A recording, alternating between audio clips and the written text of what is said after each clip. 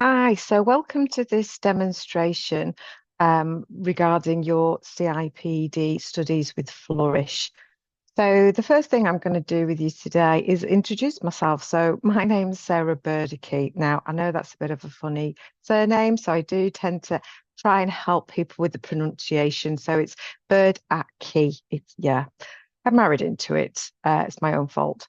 And this is a little bit about me. So I've been in HR for over 25 years. I've stopped counting now. And I predominantly worked as an interim because I like short-term projects, predominantly in the private sector, but also a little bit of the public sector. And I'm FCIPD qualified, so that makes me a fellow of the Chartered Institute of Personnel and Development. And I got an MA in Strategic HR from Liverpool John Moores University. Now, after my 25 years in HR, I decided I didn't want to do it sort of full time for another 25 years. So I decided to go into lecturing for the CIPD. And that's the point where I decided actually I'd like to do it slightly different to some establishments. And that's why I founded Flourish and applied for the study centre. So I've worked, like I say, for lots of companies. So some public sector, it's actually not called the Northwest Boroughs anymore. Some middle-sized organisations, and then some big names that you probably would recognise. Um, but I'm still practicing now. So I just have some small clients, small sort of family businesses where I still support them with HR consultancy. I think it's really important for your tutors to still have that real life practical experience. So, enough about me. Let's talk about what's critical to your success. So, the key part of it is a lot to do with time management, hence the clock and the calendar.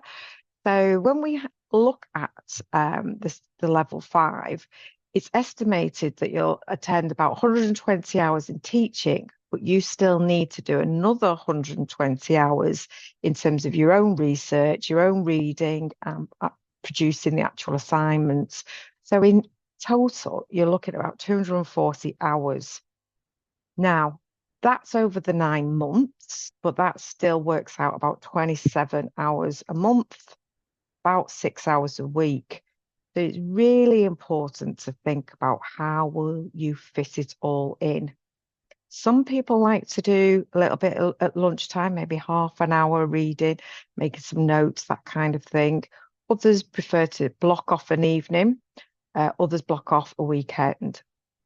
It doesn't really matter how and when. It is just about thinking of that now and trying to carve that time aside so that you kind of protect it a little bit. And if you've got childcare, you can perhaps arrange for somebody on a regular basis to look after the kids. The good thing, though, is because you're on apprenticeships, don't forget to log the time for your apprenticeship. So that will really add up your hours that's required for that. Now, the other thing that's critical to our success in anything is how we react to failure, or in more um, relevant assignments, perhaps a referral. So it's all about our mindset. And the key thing is, particularly with your first assignment, you'll be, you know, most of us tend to want to be perfect and have the top scores and all that kind of stuff. I would say don't worry about that so much because the reality is you've probably got a full-time job. You're trying to have a social life. You might have family. You might have all sorts of other commitments. So this is about just getting to a standard, a past standard that gives you the qualification, and then that opens the doors for you. And what I often say to people is how you perform in assignments academically isn't indicative necessarily of your expertise and your ability to be a HR practitioner. So there's two sort of separate elements to it. This will give you some of the knowledge and the skills, but just because you're perhaps not great at writing assignments or doing the academic referencing that's needed, doesn't mean that you're not going to be super ace at doing the actual job. So don't kind of overdwell on if you get a referral. Just kind of go, right, okay, let's look at the learning points. Let's speak to Sarah and let's move on and just get it done. Because that, is quite time pressured, and it's just done. Yeah, it's better than perfect. So, just to really talk to you briefly about the whole process, because always people are always very interested in, the assignment. So, what you'll do is you'll be given the assignment at the start, and you can work on your assignments each week, and you'll have 5 weeks of teaching, and each week you'll be advised to complete the part of the assignment that's relevant, and then you'll have about 2 weeks, maybe a bit more, but 2 weeks to finish off the assignment and submit it. Then it'll be marked by an assessor. Now, that assessor will then kind of, if it's all passed, they'll send it to the internal verifier. And the internal verifier just checks that the assessor's not letting everybody pass and that there is a standard and it's robust and all that kind of stuff. So that's what we do internally. Then what we need to do is send your results to the CIPD. And then the CIPD, in what they call moderation windows, will select some of the assignments to mark and to verify that, again, centres aren't just letting everybody pass willy-nilly. So that, just to understand that it is quite robust in that sense. So what I try to say is that we will be, as an assessor, the first assessor, will be harder with the marking than any of the others, because what we would hate to happen is for you to pass internally and then go to the CIPD and then them say, no, that's not, that you're being too kind or too easy on them. So if you get past your first assessment, then you're pretty, it's never happened that I've had a decision overturned. So just kind of take some comfort in that if you get a referral, it's, just there making sure that we don't get a disappointment further down the line. There are lots of CIPD guides to help you study. So make a note of that address. And once I've enrolled you with the CIPD and provided you with a membership, you'll be able to access all the protected and locked elements of the CIPD website, and therefore you'll be able to access this support. I'll also give you access to the Microsoft Teams in a couple of weeks, so watch out for an email on that. You'll get an invitation to the live class on the 1st of September. I do it all in one go, because otherwise when I add somebody else to the list, everybody else gets another update, which is really annoying for other people. So I'll just do it all on that 1st of September. I'll also be emailing you a link to the recommended e-textbook. So again, watch out for that email. And what I'm going to do now is give you a short demonstration. What I have done, so just keep your eye out, is I've also done a short video on how to prepare for any assignments. So I know that seems like quite a long way off, but I thought I'd record it just so you can start to absorb. There's lots of little processes within it, so that's kind of something to bear in mind. So what I'm going to do now is I'm going to share. Hopefully this works, she says. Okay, brilliant. So now what you should be seeing is the Microsoft Teams. And you would have, in time, you will build up, so you won't have CIPD level 3 and you won't have Flourish, but you'll have all these, the CIPD level 5 core and the CIPD level 5 HR pathway. And then whenever you're ready to take on your specialist units, we'll give you access to whichever one you choose. But the setup, pretty much the same for every single unit. So what we have here is just bits where I can post to people, give you updates, ask for feedback, that kind of thing. So you'll kind of just get emails from me. And then we have the files section. So we have a getting started. So this is where you'll find things about the actual CIPD syllabus for level 5, the moderation window, word count policy, all those kinds of things. Everything to sort of just get you started, answer any of those questions that you might have. And then as you know, the classes will be run live on a Monday at 5:30.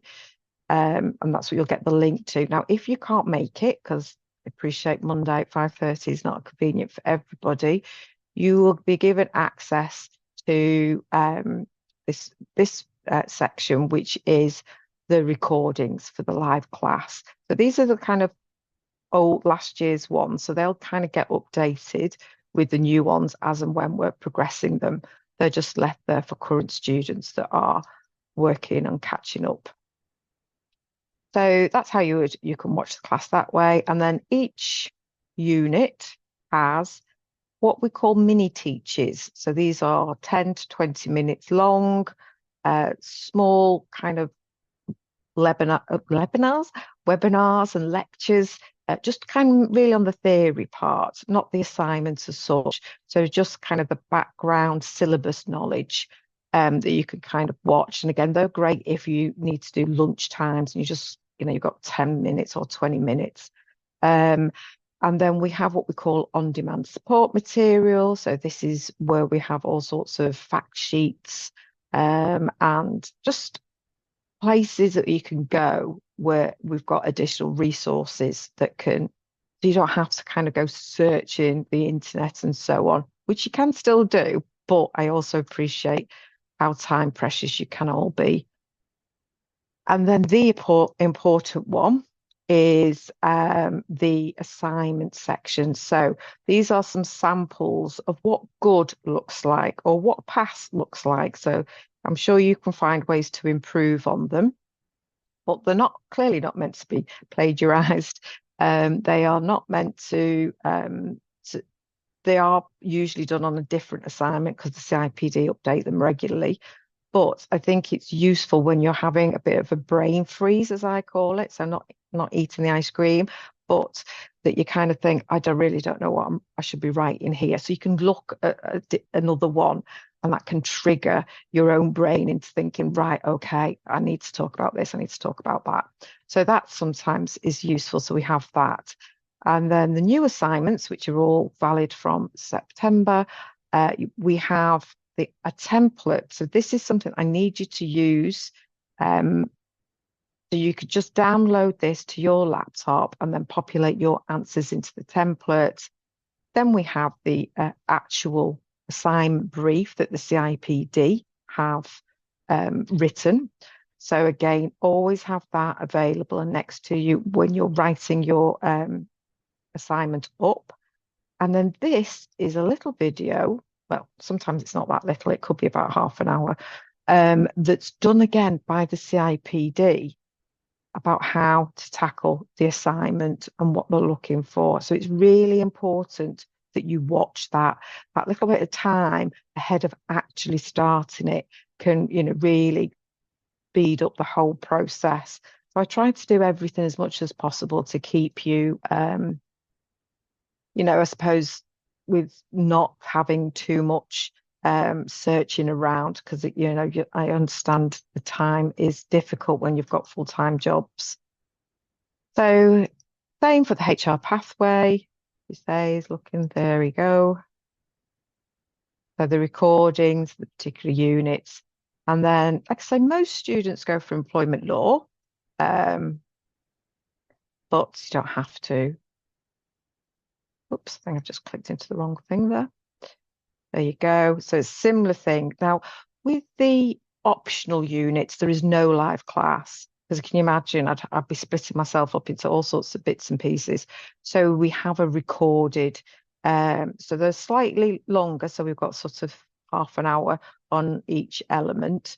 And then same structure, we've got all sorts of on-demand materials that you'll find useful, lots of fact sheets from the CIPD. And again, same thing with the assignments. Now, for employment law, I've given more samples just because it can, some people struggle with employment law, but it's an important factor of a HR role. So, but of course, there's all sorts of other units you might be interested in. So, and the key thing is if you get stuck on anything, you have access to a callback. So you just click on and you can book, and it's just like a 15-minute session. We can make things longer if you need it. I find students just need usually like 10 minutes to have a quick chat about a particular thing they didn't quite understand or how to do, the referencing or that kind of thing. So, feel free to book those. You can book 2 weeks in advance. What I would say is if you can also email, so you don't have to book a session with me. Email or text. Just don't ring me because quite often I might be on a call with someone else. So that's what I struggle with. But yeah, just get in contact and don't forget that you have your support from your apprenticeship as well.